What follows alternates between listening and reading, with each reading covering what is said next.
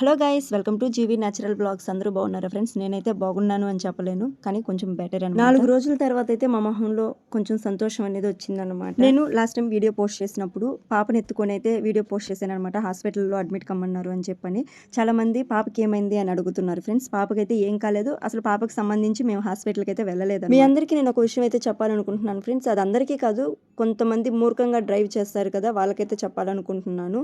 అదేంటి అని అంటే, ఒక అంబులెన్స్లో ఒక పేషెంట్ని తీసుకెళ్తున్నారు అని అంటే ఆ పేషెంట్ పరిస్థితి ఎంత సీరియస్గా ఉంటే అంబులెన్స్లో తీసుకెళ్తారు అనే దాన్ని గుర్తించి అంబులెన్స్కి సైడ్ ఇవ్వాలి అని చెప్పని అయితే కోరుకుంటున్నాను. హాస్పిటల్లో అడ్మిట్ అయిన తర్వాత, ఆపరేషన్ జరిగిన తర్వాత మాకైతే మొహంలో సంతోషమే లేదనమాట. చాలా ఫేస్ చేసాము, చాలా భయపడిపోయాము అసలు ఏం జరుగుద్ది అని చెప్పని.